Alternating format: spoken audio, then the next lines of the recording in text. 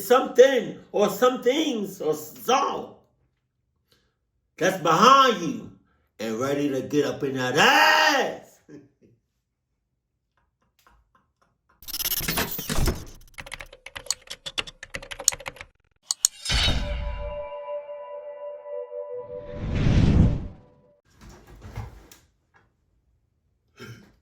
Sup? Go. Let's go. Today, I'm going to tell you 3 stories that all center around creatures. The first story you'll hear is sort of uplifting in a way, and then the last 2 stories are downright spooky. Oh, geez. But before we get into those stories, if you're a fan of the strange, dark, and mysterious delivered in story format, then you've come to the right place because that's all we do, and we upload once a week. So if that's of interest to you, please hit the like button like it owes you money, but not too hard because we need it for next week's episode. Oh, God. Also, please subscribe to our channel and turn on all notifications so you don't miss any of our weekly uploads. Okay, let's get into today's stories. Hey! Yo! Hey, dice roll. Dice roll. Sheesh! Sheesh! Sheesh! Sheesh! Larry Legend? On the evening of December 24th, 2001, a 48-year-old businessman named Kevin Butler was in his kitchen inside of his home in Dallas, Texas, preparing food.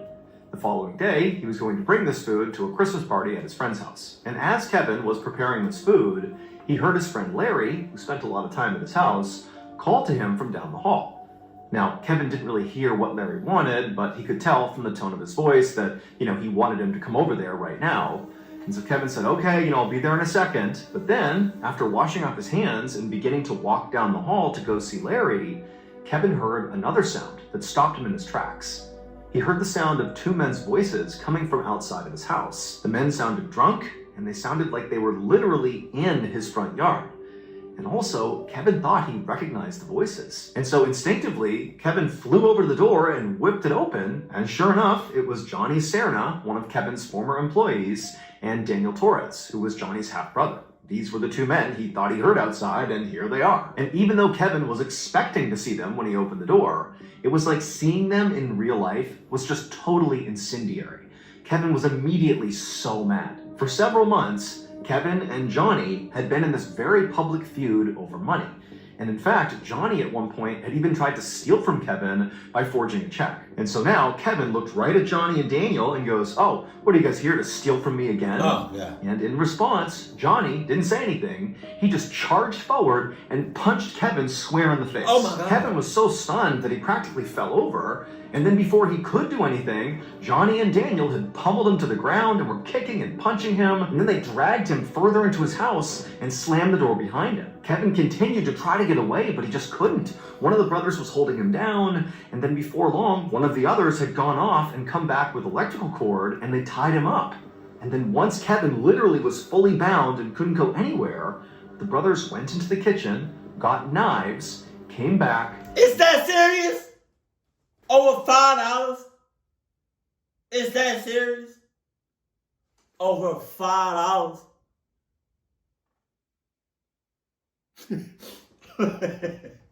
Began stabbing Kevin over and over and over again. And as all this commotion was happening out in the living room, Kevin's friend Larry, who was right down the hall, heard the whole thing. He heard the sound of, the 2 drunk guys coming in. He heard the sound of Kevin clearly being attacked. And at first, Larry was terrified and didn't know what to do. But as he heard the sound of Kevin screaming out for help, Larry jumped into action. And he flew down the hallway and he charged out there and he saw Daniel still on top of Kevin stabbing him. Larry late as hell. Larry, what type of shit are you on? I feel like you in cahoots because you want to help out. It's been 15 minutes. You've been hearing all this commotion going on for 15 minutes. Larry, what's up, bro? What's good, Larry? And Larry just went right after Daniel. Now, Larry was unarmed and really didn't stand much of a chance to begin with, but he did whatever he could to try to get Daniel off. He began biting and scratching him and doing whatever he could, but it wasn't enough. And eventually, Daniel overpowered Larry, and then before long, Johnny and Daniel were not just stabbing Kevin, but were also stabbing Larry. And so in the end, both Kevin and Larry, the two friends, were stabbed to death. And then after they were dead, Johnny and Daniel fled the scene. But what the two half-brothers didn't know was that even though they had just killed Larry, Larry had actually just made sure those two brothers would get caught. Because when Larry tried to fight Daniel off, he had literally bit Daniel and gotten Daniel's blood on his mouth. And ultimately, when the police showed up, they took the blood from Larry's mouth, and that was DNA evidence, and it led them right to Daniel. And so, Daniel and Johnny were soon arrested and charged with murder. However, they were only charged with one murder. And that's because during the attack, when Larry flew down the hall to try to protect Kevin, well, he literally flew. Because Larry was not a person. Larry was Kevin's pet cockatoo, and he was named after Larry Bird. Kevin had adopted Larry 2 years earlier, and the two had become like best friends. And so when Larry heard his best friend Kevin being attacked, he flew in to try to help, and he wound up clawing and pecking at Daniel's head, ultimately getting Daniel's blood on his beak, which led to their arrest. Daniel Torres and Johnny Cerna were both ultimately convicted of murder and sentenced to life in prison. Yo, Larry, what's up, bro? What if I told you there was You my man. You my man. I'm sorry about what I said earlier.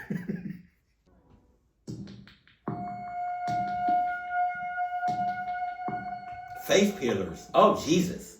At 6:30 p.m. on July 29th, 2023, a 15-year-old girl named Talia Davila Diaz stood right outside her back door of her house, staring out at the thick, dense, shadowy rainforest that was her backyard. Talia lived in a tiny, isolated village in Peru that was literally in the middle of the Amazon rainforest. So as she was looking out, I mean, she would have seen these huge tropical trees and heard the sound of howler monkeys and exotic birds and animals moving all about, and the air would have been really thick and humid. Oh my God, I'm getting nervous.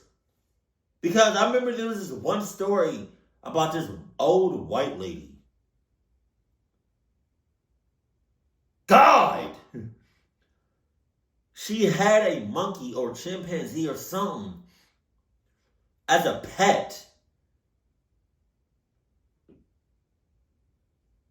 And I think the monkey, whatever, I think it grew up with her. Well, yeah, he grew up with her. And I don't know. I don't know too much about that. All I know is that monkey just tore her face off. Damn. Damn. I feel like this shit about to, oh my God, I'm nervous. But she wasn't thinking about any of that. Instead, she was focused on this grapefruit tree that was only a few yards away from her house. She wanted to go get a grapefruit and bring it inside and make juice for her family. However, Talia was scared. And she was scared for two reasons. The first reason was this was the Amazon, an inherently dangerous place, especially at night. There were loads of predators out there, like snakes and jaguars. And you're literally surrounded by all of that shit. You're literally surrounded by all of that. Tarzan looking mother.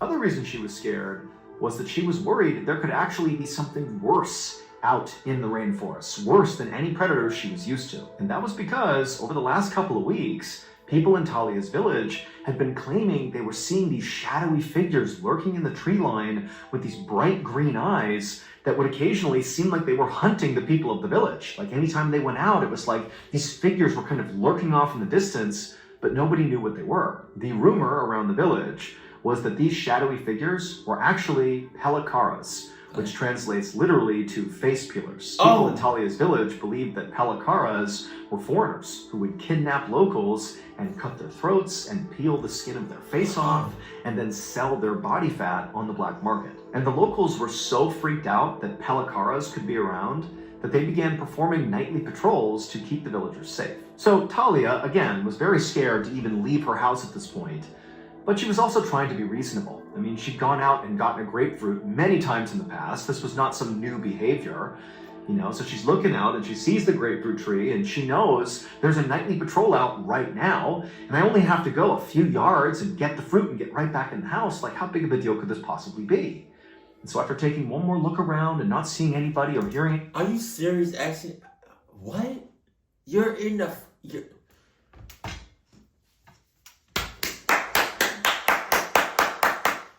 Come on.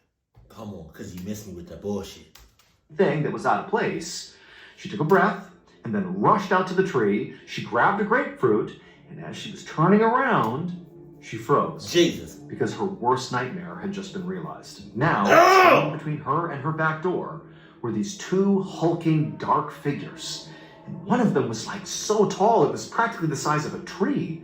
And they both had these piercing, glowing green eyes. And they were looking right at Talia. And Talia was so instantaneously petrified that all she could do was just stand there and stare back into their green eyes. And as she did, she began to notice that their faces were grotesquely elongated, almost like they had masks on. And then before Talia could do anything, the really tall one began sort of gliding towards her. Not stepping towards her, but literally almost hovering off the ground towards Talia. And then suddenly, Talia was being grabbed and thrown to the ground. And the instant Talia hit the ground, these two figures descended on her and pinned her there. And then one of them reached down and pressed their hand over her mouth and her nose, and she couldn't breathe. And then she sees the other one is holding what looked like a box cutter or a knife, and they put it right up to her neck. And suddenly it's like Talia understands these are Pelikaras. They're going to slit her throat. They're going to kill her. And so she has this sudden burst of energy and she manages to push them off of her. And when she did, their hand came off her mouth and she screamed out for help. And she heard somewhere in the village voices yelling back to her. And then she heard footsteps and she knew it was the night patrol coming to save her. And so at this point, I bet she also knew that it was only a matter of time before she got clucked up to the max. You're in the woods.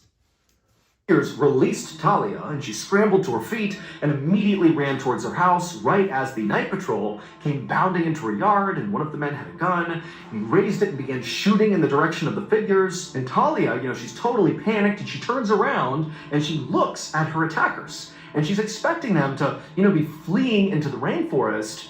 But instead, these dark figures, they were like levitating in the sky, and they were looking down at Talia and the night patrol with their glowing green eyes as they literally began to levitate into the sky. And the whole time, the night patrol was firing repeatedly at these things, and they just drifted off into the night and disappeared. Talia ultimately would not suffer any physical injuries from this encounter, but mentally, she was a wreck. And frankly, so was the rest of the people in her village, especially those who were on the night patrol and with Talia witnessed these figures with green eyes flying away into the sky.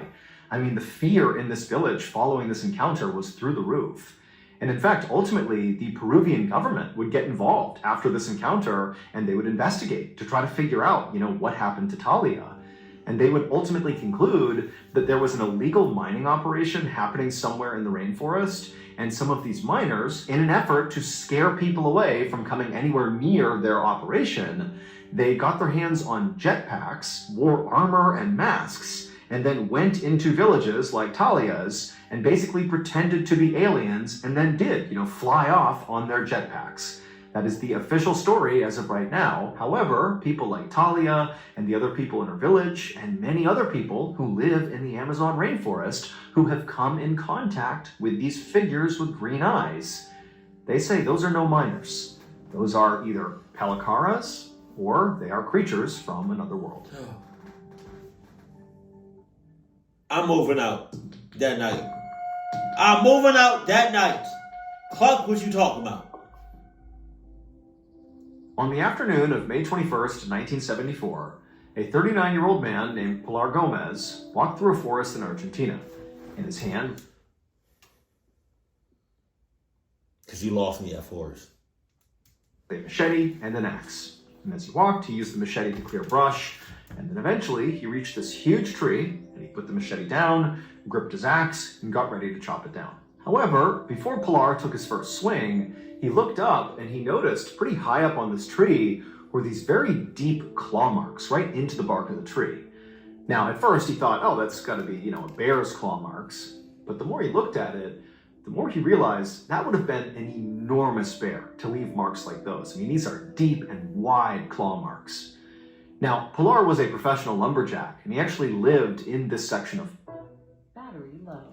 Oh, yeah, okay. Let me run it back.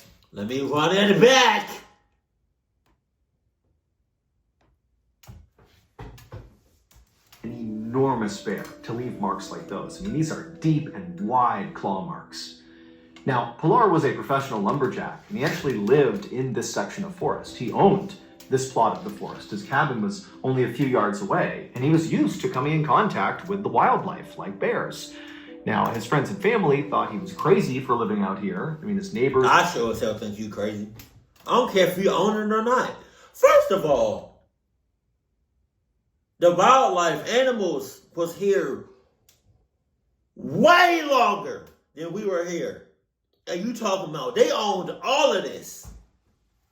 They owned all of this. And you talking about you gonna show a lion? Huh? You gonna show a bear? Hey, look, I got papers right here from the HOA or some whoever. I got legal papers saying I own this property. The bear talking about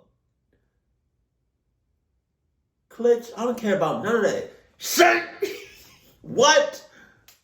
Or miles away, he didn't have a phone or a car, he lived totally alone. And so in virtue of living in this isolated forest, Pilar routinely came across animals that lived out here, like bears. And it didn't really frighten him. He sort of understood that's part of living out here. But he knew his friends and family thought he was totally crazy for living out here. And not just because it was so isolated, not just because he didn't have a car or a phone and was totally alone basically 24/7, but because, according to local legend, this particular forest was effectively haunted. There were these apparent unnatural huge creatures that roamed this forest and would prey on people like Pilar. But Pilar didn't believe in any of that nonsense. He knew that, as he looked at these claw marks, this has to be a bear. This is not some huge unnatural creature that's completely made up. And I feel like that's exactly what it is. Caught you. Pilar just went ahead and began cutting this tree down. And right as this tree smashed into the ground, making a thundering boom, at the exact same moment, basically right behind Pilar, he heard this horrible growling noise, like a huge animal was basically coming up right behind him. And so Pilar, he whipped around and looked, but there was nothing there. It was just a wide open forest. Everywhere he looked, it was just trees, nothing else. And so Pilar began to think to himself, did I even hear that? I mean, could I really have just been hearing the sound of the tree hitting the ground that somehow also sounded like a growl behind me? Like, am I, psyching myself out here? Am I... No! You're not player. You need to come to terms with your mind. You need to come to terms with reality. Edgar, it's something in that forest or something in the woods. It's something or some things or something that's behind you and ready to get up in that ass. Creating stories in my head because I'm thinking about those claw marks. And he's like, you know what? It's all going to be in my head. I didn't hear anything. I'm all alone out here. I'm safe. I'm good. And so Pilar just got back to work processing this tree. For the next couple of hours, he didn't see or hear anything strange. He just continued to chop this tree into smaller pieces, and then he would carry those pieces right over to his cabin, which again was not far away, and he stacked up this huge pile of lumber right beside the side of his cabin. And then finally, when the tree was all processed and Pilar was back in his cabin, he realized he was pretty hungry. At this point, it was getting dark outside, and it was time for dinner. Typically, Pilar would eat his dinner outside. He enjoyed listening to the crickets and just feeling the warm night air, and tonight was no exception. So he grabbed some stew from the night before, he went outside, and outside he had this table that was right next to his cabin, and then just beyond the table, farther away from the cabin, was this wood stove. And so he got the wood stove going, and then he put his stew on the stove to warm up, and then he sat down at the table, and he just sat there, enjoying the night, waiting for his food to be done. And as Pilar just sat there relaxing, he suddenly realized that he couldn't hear any crickets. They had gone completely silent. And then as he looked around at the dark forest, he realized the forest was actually silent. I mean, there was no noise whatsoever. The only noise was his stove. And Pilar knew that the only time the forest got this way was if there was some big predator around. And so right away, Pilar thought back to the claw marks in the tree and, that growling sound that he wasn't sure if he heard or not. And he's thinking, maybe the bear is back. And so Pilar scanned the tree line, trying to see movement, but there was nothing. Yeah, but that's a bear, though. I would feel like it wouldn't be dead and quiet all because of a bear. Now, if that bear was from another world, disguised to look like a bear, I don't know.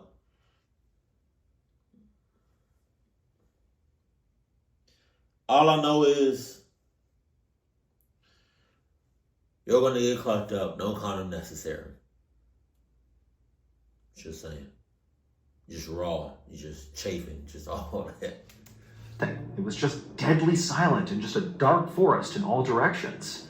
And so, feeling really unsettled, Pilar decided he should just go back inside his cabin and eat in there where it was more safe. And so Pilar stood up and he walked towards his cabin and he was about to go inside when he remembered he had left the stove on with his stew on top warming up. And so he turned back around and he looked out at the dark forest and it's still totally silent. He can't see any movement. And as quick as he could, he walked past the table, out to the stove. He shut the vents in the stove and he was about to grab the stew to go back inside with it when something really powerful struck him in the back, knocking the wind out of him. And then before he could react, he looked down and he saw this massive furry arm with sharp claws reaching around him, pulling at his midsection. It was the bear. And so immediately Pilar began thrashing, trying to get away, and he managed to kind of stumble forward, and his machete was on the ground near the stove. And he fumbles down, he grabs the machete, and he wheels around to strike this bear to get rid of it. But the second he saw the bear, he realized it wasn't a bear. Yeah. And instinctively he knew he just had to run. And so he turned and began sprinting towards that lumber pile he had cut up before. Right. So that machete that you got not gonna do nothing? It's not gonna do nothing.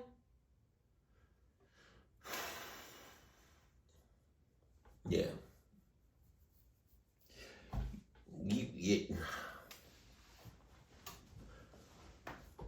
It's about time for you to go back to the suburbs.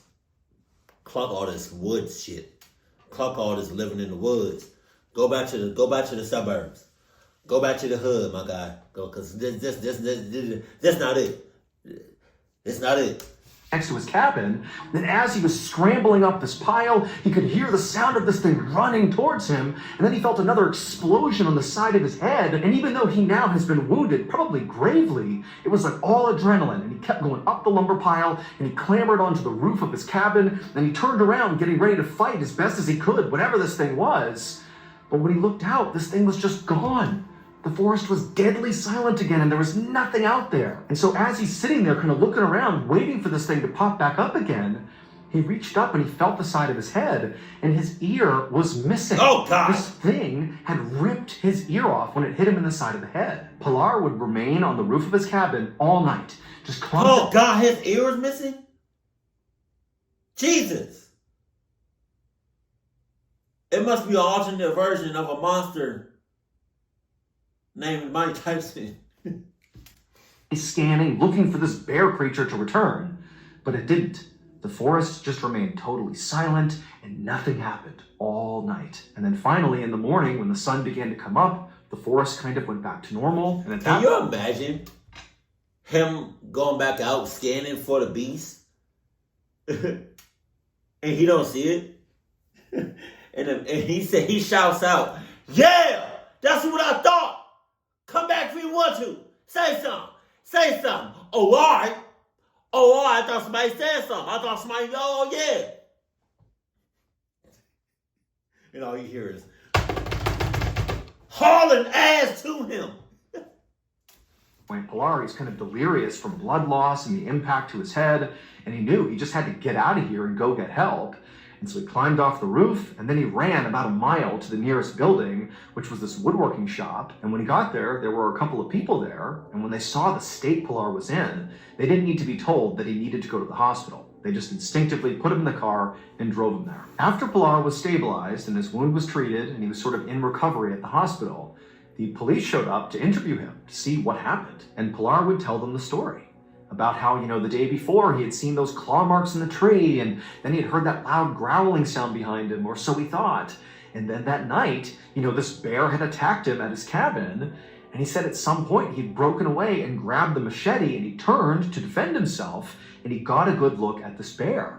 And it was at least 6 feet tall, it was covered in black hair, had sharp claws. I mean, it was every bit a bear. except its face. It wasn't a bear's face. It was a human face. Now, to this point, as Pilar was telling his story, one of the police officers was taking notes. Everything Pilar said, he was writing it down. But when Pilar began talking about the bear with the human face, the officer just stopped taking notes, and the officer said, that can't be true. There aren't any bears with human faces. But Pilar, he's like a rugged lumberjack who lives in the forest by himself, and he's telling these officers, I know how crazy this sounds. I know it's not realistic, but I'm telling you what I saw is this bear with a human face. That's what I saw. But the officer just 100% did not believe him. I would be like, all right, cool, bet. How about your ass go out there and live in the woods for about a week or so? You let me know how the shit goes, okay? Let me stay in your house in the nice suburbs with the gated community, right? With the hopscotch, with the double dutch, right? With the preschool and the school and the middle school and all that. Right down the street. With the Publix and all that. How about your ass go stay where I was at for about a week or so? You come back, you let me know what happened. Oh, all right. If I was a police officer, I'm believing everything he's telling me. And ultimately, this went down as simply a bear attack, and that was it. The case was closed. However, despite what the police said, since the attack on Pilar, there have been at least 30 people who have come forward to say they either saw firsthand or were attacked by this bear-like creature with a human face in that forest in Argentina. Sightings are so common that locals even came up with a name for this creature. They call it the Ucumar. What? To this day, nobody has any idea who or what it is. What is the Ucumar? Is that just a made-up word? Or can we all just stop living in the woods and can we just stop doing that? Talking about we own this part of the woods. No, we don't. No, you don't. No, you don't. I feel like it was animals and other shit that was here before us, living in the woods, living in the forest. And then it came us knocking shit down, burning shit up. Talking about now we own this. We never own this. We never owned any of this. I don't know how we got here, but we did. And I'm grateful that we are here. But damn. Shit. What if we was never meant to be here? Don't get me started on that. I feel like we were meant to live in harmony, in peace with animals. But somehow, some way, somebody clocked it up a long time ago.